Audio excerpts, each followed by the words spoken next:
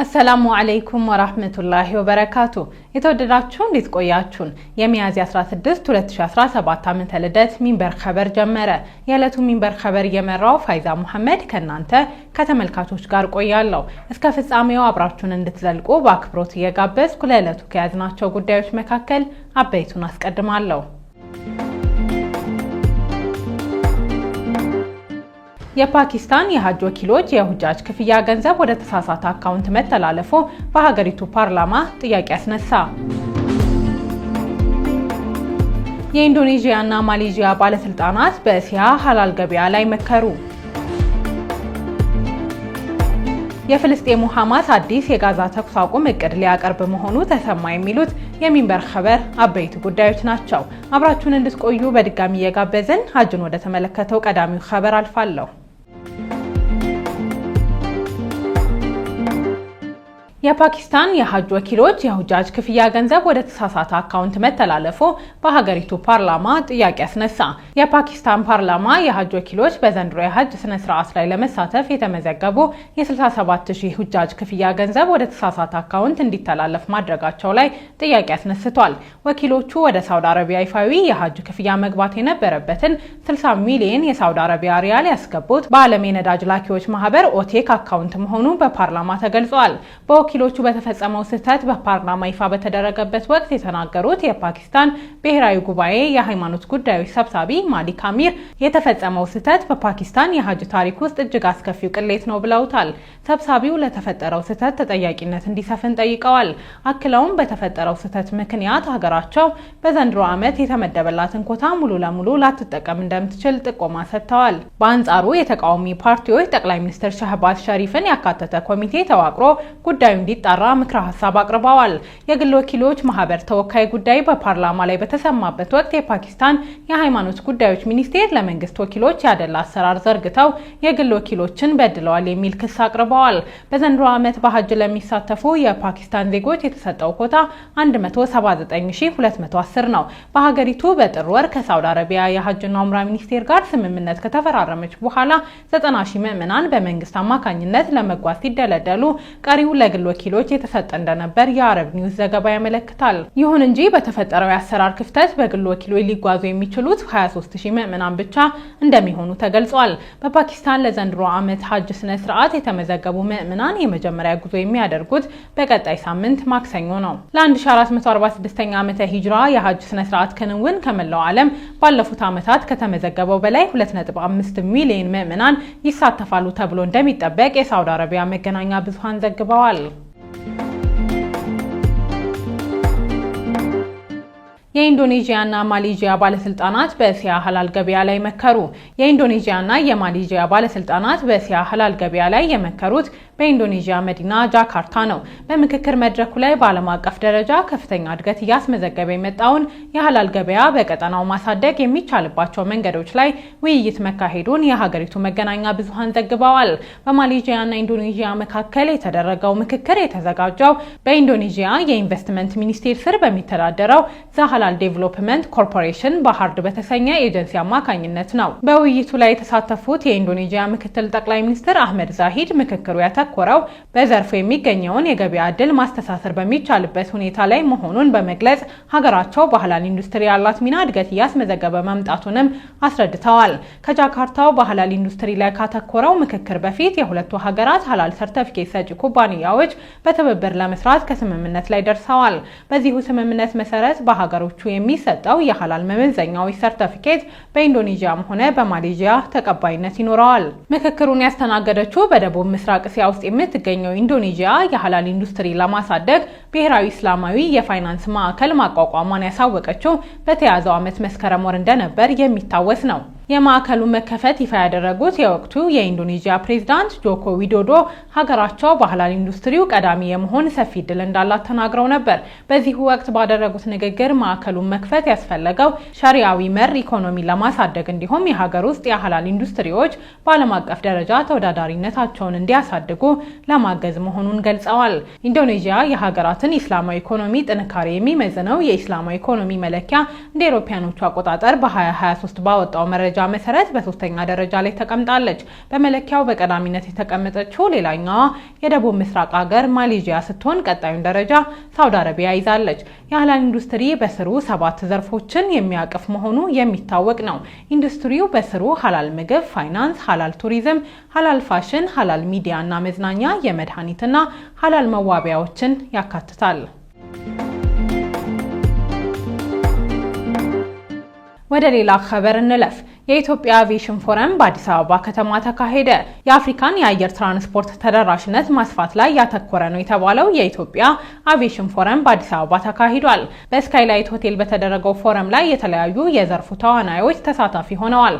በፎረሙ የኢትዮጵያ አየር መንገድ ዋና ስራ አስፈጻሚ መስፍን ጣሰው፣ የትራንስፖርትና ሎጂስቲክ ሚኒስትር ዶክተር አለሙ ስሜ፣ የቱሪዝም ሚኒስትር ሰላማዊት ካሳ፣ የኢትዮጵያ ሲቪል አቪዬሽን ባለስልጣን ዋና ዳይሬክተር ጌታቸው መንግስቴና ሌሎች ባለድርሻ አካላት ተገኝተዋል። በመድረኩ የኢትዮጵያና የአፍሪካን የአየር ትራንስፖርት አገልግሎት ከዓለም ጋር ማስተሳሰር በሚያስችሉ ጉዳዮች ላይ ምክክር እንደተደረገ ተጠቁሟል። በዚህ ረገድ የኢትዮጵያ አየር መንገድ በአህጉር አቀፍ ደረጃ ትልቅ አስተዋጽኦ እያበረከተ እንደሚገኝም ተጠቅሷል። ፎረሙ በአፍሪካ አየር ትራንስፖርት ዘርፍ የሚስተዋሉ ተግዳሮቶችን መፍታት በሚቻልባቸው ሁኔታዎች ላይ እንደሚያተኩርም ተመላክቷል። በአቪዬሽን ዘርፍ አህጉራዊ ውህደት፣ የካርጎ ሎጂስቲክ እና የኢትዮጵያን የአየር ትራንስፖርት መሰረተ ልማትን ለማዘመን ወሳኝ ሚና እንደሚጫወትም ተጠቁሟል መባሉን የዘገበው ኢዜአ ነው። በአዲስ አበባ 18 ሰዎችን የጫነ ሚኒባስ በደረሰበት የትራፊክ አደጋ በተሳፋሪዎች ላይ ጉዳት ደረሰ። በአዲስ አበባ ከተማ 18 ሰዎችን የጫነ ሚኒባስ በደረሰበት የትራፊክ አደጋ በተሳፋሪዎች ላይ ጉዳት የደረሰው ዛሬ ሐሙስ ሚያዝያ 16 2017 ዓ.ም ልደት ነው። ጉዳቱ የደረሰው በጉለሌ ክፍለ ከተማ ወረዳ 7 ጌሾ ወንዝ እየተባለ በሚጠራው አካባቢ መሆኑን የአዲስ አበባ አደጋ ስጋት ስራ አመራር ኮሚሽን አስታውቋል። ጉዳት የደረሰባቸውን ተጎጂዎች በኮሚሽኑና በፖሊስ አምቡላንስ ወደ አቤት ሆስፒታልና አዲሱ ገበያ ጤና ጣቢያ ተወስደው ሕክምና እየተደረገላቸው እንደሚገኝ የገለጸው ኮሚሽኑ በተሽከርካሪ ውስጥ የነበሩ ተሳፋሪዎች የከፋ ጉዳት ሳይደርስባቸው በህይወት በማውጣትና የመጀመሪያ ደረጃ ሕክምና በመስጠት ወደ ሆስፒታል እንዲወሰዱ ማድረጉንም ገልጿል።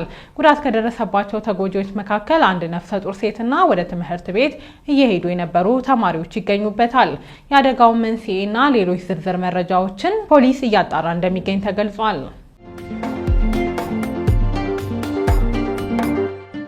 የተወደዳችሁ እየተከታተላችሁ የምትገኙት ሚንበር ኸበርን ነው። አብራችሁን ስላላችሁ ደስ ይለናል። ለሚንበር ኸበር ጥቆማ ወይም ማስተያየት ካላችሁ በአጭር የስልክ ቁጥር 9282 ላይ ብትልኩልን አጣርተን መልሰን ለእናንተው እናቀርባለን። የሚቀናችሁ ማህበራዊ ሚዲያ ከሆነ በሁሉም አማራጮች ሚንበር ቲቪ ብላችሁ ብትፈልጉን ታገኙናላችሁ። ድረገጻችንን www.minbertv.com ብትጎበኙ ደግሞ አዳዲስ መረጃ ታገኛላችሁ። አሁን ደግሞ የዕለቱን አብይ ጉዳይና አስታውሳችሁና እንመለስ። የፓኪስታን የሐጅ ወኪሎች የሁጃጅ ክፍያ ገንዘብ ወደ ተሳሳተ አካውንት መተላለፉ በሀገሪቱ ፓርላማ ጥያቄ አስነሳ።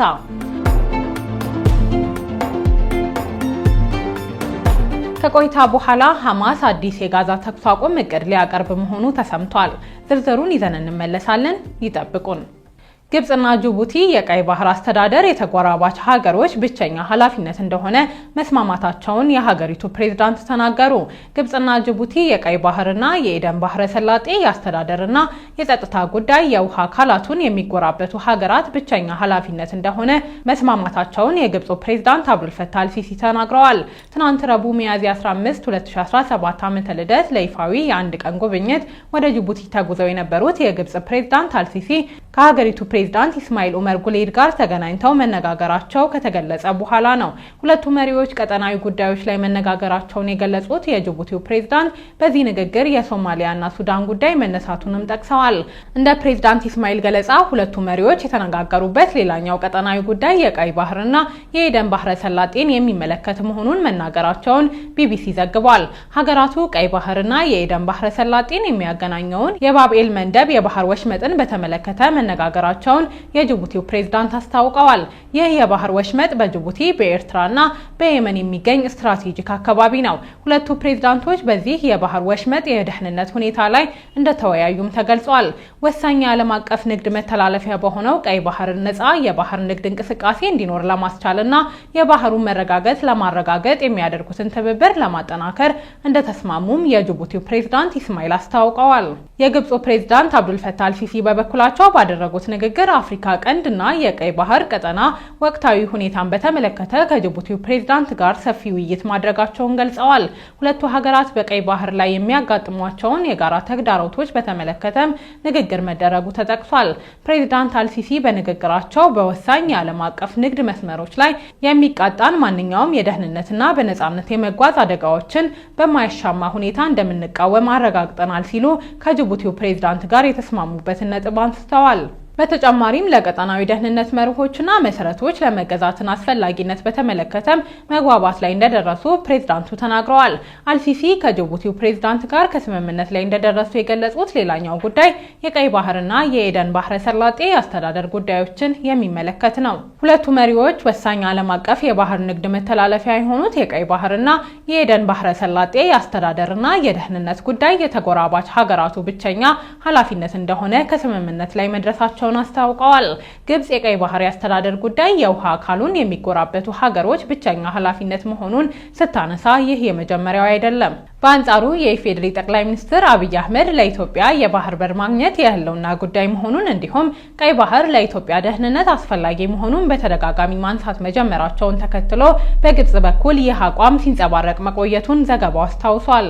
ኢትዮጵያ ግንባታውን ልታጠናቀቅ በተቃረበችው የታላቁ ህዳሴ ግድብ ምክንያት ለዓመታት ተቃውሞዋን ስታሰማ የቆየችው ግብጽ በኢትዮጵያ የቀይ ባህር ተጠቃሚነትን በመቃወም የአካባቢውን ሀገራት እያስተባበረች መቆየቷንም ዘገባው ያመለክታል። ጠቅላይ ሚኒስትር አብይ የኢትዮጵያን በቀይ ባህር በኩል ወደብ የማግኘት ፍላጎት ይፋ ባደረጉበት ጊዜ ቀይ ባህርና አባይ ኢትዮጵያን የሚበይኑ የተፈጥሮ ሀብቶች ናቸው ማለታቸው አይዘነጋም። ጠቅላይ ሚኒስትሩ በተያዘው ዓመት ጥቅምት ወር በፓርላማ በቀረቡበት ወቅት ኢትዮጵያ ቀይ ባህርን ሰላማዊ በሆነ መንገድ ማግኘት እንደሚኖርባት በመጥቀስ በዚህ ጉዳይ የምናፍር የመሰለው ካለ ተሳስቷል ብለዋል። አክለውም ይህንን ወይ እኛ አሊያም ልጆቻችን ያሳኩታል፣ ነገር ግን ከማንም ጋር አንዋጋም ብለው ነበር። ሐማስ አዲስ የጋዛ ተኩስ አቁም እቅድ ሊያቀርብ መሆኑ ተሰማ። የፍልስጤሙ ሐማስ በጋዛ ተኩስ እንዲቆም ያግዛል ያለው ለ5 ዓመታት የሚተገበር የተኩስ አቁም እቅድ የሚያቀርበው በካይሮ በሚዘጋጀው ድርድር ላይ መሆኑ ተሰምቷል። ሚድል ኢስት ሞኒተር ስማቸው ያልተጠቀሰ የቡድኑን ከፍተኛ አመራር ጠቅሶ እንደዘገበው እቅዱ የምርኮኞች ልውውጥና የእስራኤል ወታደሮች የፍልስጤምን መሬት ለቀው እንዲወጡ የሚጠይቅ ነው። ከዚህ በተጨማሪም ተኩሱ ሙሉ ለሙሉ እንዲቆም በማድረግ ጋዛን መልሶ ማልማት የእቅዱ አካል ነው።